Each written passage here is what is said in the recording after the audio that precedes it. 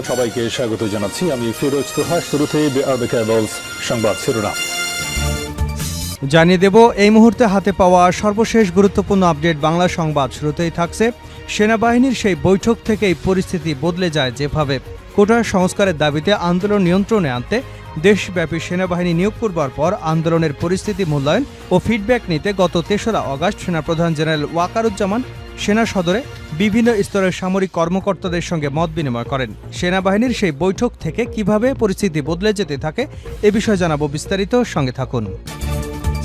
এবারে জানাবো সাবেক সমাজকল্যাণ মন্ত্রী দীপু মনির ৪ দিনের রিমান্ড মঞ্জুর করেছেন আদালত। সাবেক যুব ও ক্রীড়া উপমন্ত্রী আরিফ খান জয়ের ৫ দিনের রিমান্ড মঞ্জুর করা হয়েছে। রাজধানীর মোহাম্মদপুরে মুদি দোকানি আবু সাইদকে গুলি করে হত্যার মামলায় তাদের রিমান্ডে নিতে পুলিশের আবেদন মঞ্জুর করেন আদালত। এদিকে শিক্ষা মন্ত্রণালয়ে ঢুকে পড়েছেন শিক্ষার্থীরা। সচিবালয় অর্থ মন্ত্রণালয়ের সামনে বিক্ষোভ কর্মসূচি শেষে শিক্ষা মন্ত্রণালয়ের ভেতরে ঢুকে পড়েছে এইচএসসি ও সমমান পরীক্ষা বাতিলের এক দফা দাবিতে আন্দোলনরত শিক্ষার্থীরা। জানাবো নিষিদ্ধের আদেশ প্রত্যাহারের চেষ্টায় জামাত। ৫ আগস্ট পট পরিবর্তনের পর ঢাকাসহ সারা দেশে দলীয় কার্যালয় সচল করা সহ স্বাভাবিক কার্যক্রম শুরু করেছে বাংলাদেশ জামায়াতে ইসলামী। এই মুহূর্তে দলটির সব মনোযোগ দুটি বিষয়ের উপর। একটি হচ্ছে নির্বাচন কমিশনে বাতিল হওয়া নিবন্ধন ফিরে পাওয়া এবং দল নিষিদ্ধের আদেশ প্রত্যাহার। জানিয়ে দেব স্বৈরশাসনের অবসান হয়েছে, এখন দেশ গড়ার সময় উল্লেখ করে ২১ দিনের নতুন কর্মসূচি ঘোষণা করেছে ইসলামী আন্দোলন বাংলাদেশ। সংগঠনের সিনিয়র নায়েব আমির মুফতি সৈয়দ মোহাম্মদ ফয়জুল করিম এ কর্মসূচি ঘোষণা করেন। এবং সর্বশেষ জানাবো বাংলাদেশের পতাকা নিয়ে কেন বিক্ষোভ করছেন পাকিস্তানিরা। পাকিস্তানের সাম্প্রতিক কিছু ভিডিও ছবি সামাজিক যোগাযোগ মাধ্যমে ছড়িয়ে পড়েছে। সেখানে পাকিস্তানিদের বাংলাদেশের পতাকা হাতে বিক্ষোভ করতে দেখা যায়। কোথাও কোথাও আনন্দ মিছিল, এমনকি বাংলা গান গাইতেও শোনা যায়। এতক্ষণ শিরোনাম শুনছিলেন, এবার বিস্তারিত। প্রিয় দর্শক, আপনি যদি এই চ্যানেলে নতুন হয়ে থাকেন, ভিডিওটি দেখতে দেখতে চ্যানেলটি সাবস্ক্রাইব করে আমাদের সঙ্গে থাকুন। আর এই ভিডিও সম্পর্কে আপনি আপনার মূল্যবান মতামতটি কমেন্ট বক্সে জানিয়ে দিন। আর হ্যাঁ প্রিয় দর্শক, জানিয়ে দিন ভিডিওটি কোথা থেকে দেখছেন। সেনাবাহিনীর সেই বৈঠক থেকেই পরিস্থিতি বদলে যায় যেভাবে।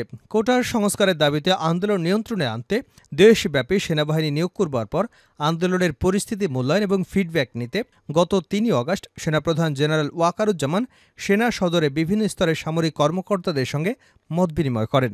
দেশের অন্যান্য ফরমেশনের কর্মকর্তারাও ভার্চুয়ালি এই মত বিনিময় সভায় যুক্ত ছিলেন। মত বিনিময়কালে অনেকেই এই আন্দোলন দমনে যে কোনো নেতিবাচক ভূমিকা সেনাবাহিনীর জন্য বদনাম বয়ে আনবে বলে মত প্রকাশ করেন। সেনাপ্রধান সামরিক কর্মকর্তাদের মনোভাবের কথা উপলব্ধি করে সিদ্ধান্ত নেন যে কোনো উস্কানিতেও সেনাবাহিনী আন্দোলনকারীদের উপর গুলিবর্ষণ করবে না। শুধু তাই নয়, শিক্ষার্থীদের মিছিলকে সেনা সদস্যরা কোনো ধরনের প্রতিহত কিংবা বাধা দেবে না। মিছিল চলাকালে সেনা সদস্যরা বরং সরে গিয়ে জায়গা করে দেবে। এ খবর যখন চারিদিকে ছড়িয়ে পড়ে তখন আন্দোলনের মোড় ঘুরে যায়। খুব দ্রুতই পট পরিবর্তন হতে থাকে। ওই দিনের বৈঠকে সেনাপ্রধান জেনারেল ওয়াকারুজ্জামান প্রায় আধা ঘণ্টার একটি উদ্বোধনী বক্তব্য রাখেন। সেখানে তিনি ব্যাখ্যা করেন কেন সেনাবাহিনীকে সরকারের নির্দেশনা অনুযায়ী সিভিল প্রশাসনের সহায়তায় নিয়োগ করা হয়েছে। তিনি বলেন, সরকার যদি সেনাবাহিনীকে সংকট মোকাবেলায় নিয়োজিত করে তাহলে তারা সেই আদেশ মানতে বাধ্য। তবে তিনি যোগ করেন, তার সেনারা কাউকে হত্যা করেনি। পরিস্থিতি নিয়ন্ত্রণের জন্য কতগুলি গুলি এবং ফাঁকা গুলি চালানো হয়েছে তার পরিসংখ্যানও তিনি বৈঠকে তুলে ধরেন। কর্মকর্তাদের সংযত থাকার পরামর্শ দিয়ে সেনাপ্রধান বলেন, আমাদের দেশে ১৯৭০ সালের পর এমন গণবিক্ষোভ আর কখনো হয়নি, তাই এটি একটি ব্যতিক্রম ঘটনা। আমাদের সবাইকে ধৈর্য ধারণ করতে হবে। বক্তব্য শেষে সেনাপ্রধান বিভিন্ন পদমর্যাদার কর্মকর্তাদের বাস্তব অভিজ্ঞতা শোনানোর জন্য আমন্ত্রণ জানান। ব্রিগেডিয়ার জেনারেল এবং এর চেয়ে ঊর্ধ্বতন কয়েকজন কর্মকর্তা হাত তুলেও সেনাপ্রধান তাদের নিরুৎসাহিত করেন এবং তরুণ কর্মকর্তাদের কথা শোনার প্রতি জোর দেন তিনি। সেদিন ৬ থেকে ৭ জন কর্মকর্তা নিজেদের বাস্তব অভিজ্ঞতা শোনান। রাশিয়ার একজন নারী সেনা কর্মকর্তা বাংলা একটি আবেগপূর্ণ বক্তৃতা পাঠ করে বলেন, দেশের সব মাকে মৃত্যু স্পর্শ করেছে, সব মা কাঁদছেন। তিনি মীর মুগ্ধর প্রতিবেশী ছিলেন, যে মুগ্ধ ঢাকার উত্তরায় আন্দোলনকারীদের মধ্যে পানি বিতরণ করবার সময় নিহত হয়েছেন। নারী কর্মকর্তা মেজর হাজেরা জাহান এই ঘটনায় শিশুদের প্রাণহানি এবং এর ন্যায় বিচার পাওয়ার উপরও গুরুত্ব আরোপ করেন। তিনি উদ্বুদ্ধ পরিস্থিতিতে সেনাবাহিনীর উপর জনগণের অসন্তোষ বাড়তে থাকা নিয়ে উদ্বেগ প্রকাশ করেন। সেনাপ্রধান তার সঙ্গে একমত পোষণ করেন। ঢাকার মোহাম্মদপুরের একটি গুলির ঘটনা সামাজিক যোগাযোগ মাধ্যমে ভাইরাল হয়েছিল। সেই ঘটনার সঙ্গে সংশ্লিষ্ট একজন ক্যাপ্টেন বর্ণনা করেন যে কিভাবে কর্তব্যরত সেনা সদস্যদের জনতা ঘিরে ধরেছিল এবং তাদের নিজেদের নিরাপত্তার জন্য গুলি চালাতে হয়েছিল। সেনাবাহিনীর উপর জনগণের সমর্থন কমে যাওয়ার কথা তুলে ধরে সেনা সদস্যদের ব্যারাকে ফিরিয়ে নেওয়ার পরামর্শ দেন ৫ এয়ার ডিফেন্স রেজিমেন্টের commanding officer lieutenant colonel Mahbub. চট্টগ্রামের আরেক কর্মকর্তা আহত শিক্ষার্থীদের সহায়তার মাধ্যমে সেনাবাহিনীর ভাবমূর্তি ফিরিয়ে আনতে কাজ করবার পরামর্শ দেন। সবশেষ জেনারেল ওয়াকারুজ্জামান সেদিন সামাজিক চাপের মুখোমুখি হচ্ছেন তা তুলে ধরেন এবং নিজের হতাশা প্রকাশে আইয়ুব বাচ্চুর একটি গানের কথা তুলে ধরেন। বিরতির পর বৈঠক পুনরায় শুরু হলে সেনাপ্রধান কিছু কথা বলেন এবং তরুণ অফিসারদের কথা প্রতিধ্বনিত করে গুলি না করার চূড়ান্ত নির্দেশনা দিয়ে বৈঠক শেষ করেন। তরুণ সেনা কর্মকর্তাদের ক্ষোভ প্রকাশের মধ্য দিয়ে বৈঠকটি শেষ হয়। দীপু মনির ৪ দিনের রিমান্ড, আরিফ খানের ৫ দিন। সাবেক সমাজকল্যাণ মন্ত্রী দীপু মনির ৪ দিনের রিমান্ড মঞ্জুর করেছেন আদালত। সাবেক যুব ও ক্রীড়া উপমন্ত্রী আরিফ খান জয়ের ৫ দিনের রিমান্ড মঞ্জুর করা হয়েছে। রাজধানীর মোহাম্মদপুরের মুদি দোকানি আবু সাইদকে গুলি করে হত্যার মামলায় তাদের রিমান্ডে নিতে পুলিশের আবেদন মঞ্জুর করেন আদালত। ঢাকার চিফ মেট্রোপলিটন ম্যাজিস্ট্রেট আদালত মঙ্গলবার এ আদেশ দেন।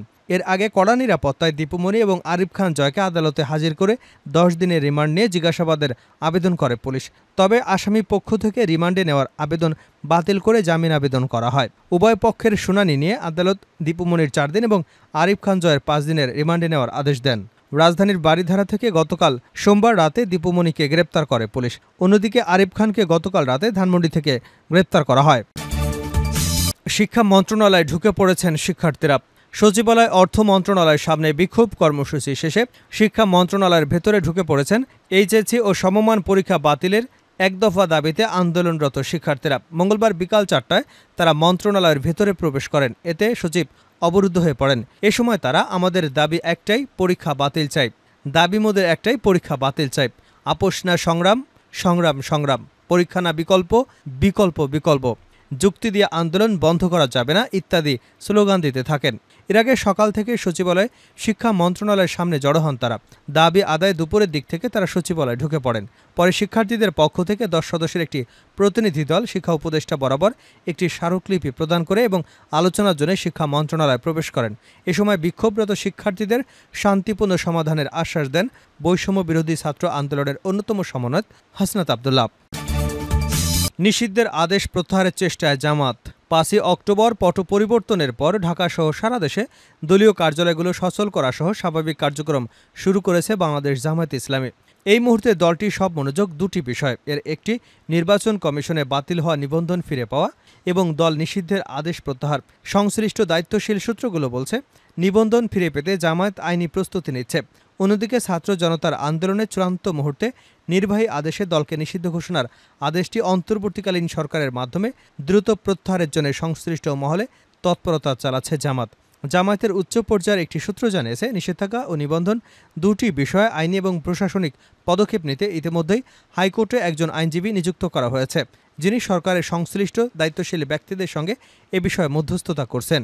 গত বছরের ১৯শে নভেম্বর আপিল বিভাগ রাজনৈতিক দল হিসেবে জামায়াতে ইসলামীকে দেওয়া নিবন্ধন অবৈধ বলে হাইকোর্টে রায়ের বিরুদ্ধে আপিল খারিজ করে দেন। ওই দিন আদালতে জামায়াতের করা আপিলের পক্ষে নিয়োজিত জ্যেষ্ঠ আইনজীবী এজে মোহাম্মদ আলী ব্যক্তিগত অসুবিধার জন্য ৬ সপ্তাহ সময় চেয়ে আবেদন করেছিলেন। আইনজীবী মোহাম্মদ জিয়াউর রহমান তিনি শুনানি মুলতবির আবেদন করেন, কিন্তু আদালত এই আবেদন আমলে না নিয়ে আপিল খারিজ করে দেন। এর মধ্য দিয়ে জামায়াত ইসলামীকে দেওয়া নিবন্ধন অবৈধ বলে হাইকোর্টের রায় বহাল থাকে। এখন নিবন্ধন ফিরে পেতে জামায়াত আবারও আপিল বিভাগে আবেদন করবার সিদ্ধান্ত নিয়েছে। সর্বশেষ জানাবো, বাংলাদেশের পতাকা নিয়ে কেন বিক্ষোভ করছে পাকিস্তানিরা। পাকিস্তানের সাম্প্রতিক কিছু ভিডিও এবং ছবি সামাজিক যোগাযোগ মাধ্যমে ছড়িয়ে পড়েছে। সেখানে পাকিস্তানিদের বাংলাদেশের পতাকা হাতে বিক্ষোভ করতে দেখা যায়। কোথাও কোথাও আনন্দ মিছিল, এমনকি বাংলা গানও গাইতে শোনা গেছে। স্থানীয় সংবাদ মাধ্যমগুলো বলছে, বাংলাদেশের ছাত্র জনতার গণঅভ্যুত্থানের ঢেউ পাকিস্তানে বইতে শুরু করেছে। সে দেশের সরকারের বিরোধী বিক্ষোভে প্রেরণা যোগাচ্ছে বাংলাদেশের ছাত্রদের সাহস ও আত্মত্যাগ। ছাত্র জনতার ভয়ে শেখ হাসিনা যেভাবে দেশ ছেড়ে পালিয়ে গেছেন, সেভাবে পাকিস্তানের সরকারও পালানোর স্বপ্ন দেখতে শুরু করেছেন আন্দোলনকারীরা। এই পরিস্থিতিতে বিজয় এবং সাহসের প্রতীক হিসেবে বাংলাদেশের পতাকা হাতে বিক্ষোভে যোগ দিচ্ছেন অনেক পাকিস্তানি। অনেক বাংলাদেশি ছাত্র শহীদদের প্রতি সম্মান জানাতে বাংলাদেশের পতাকা উড়াচ্ছেন। তারা বলছেন, হাসিনা সরকারের দ্বারা বাংলাদেশের সাধারণ মানুষ যেমন নির্যাতিত হয়েছেন, তেমনি আমাদের সরকারের হাতে পাকিস্তানিরাও নির্যাতিত হচ্ছে। বর্তমান পাকিস্তানের আন্দোলন ক্ষমতাবানদের দমন পীড়নের বিরুদ্ধেই। নির্যাতিত নিপীড়িত মানুষের প্রতিনিধি ঘোষণার এই নীতি বাংলাদেশের কোটা সংস্কার আন্দোলনেও দেখা গেছে। বিক্ষোভে অনেক ছাত্র জনতা ফিলিস্তিনিদের পতাকা বহন করেছেন। এমনকি ৫ই আগস্ট প্রধানমন্ত্রীর কার্যালয় দখলের পর বাংলাদেশ পতাকার পাশাপাশি সেখানে কেউ কেউ ফিলিস্তিনের পতাকা উড়িয়েছেন।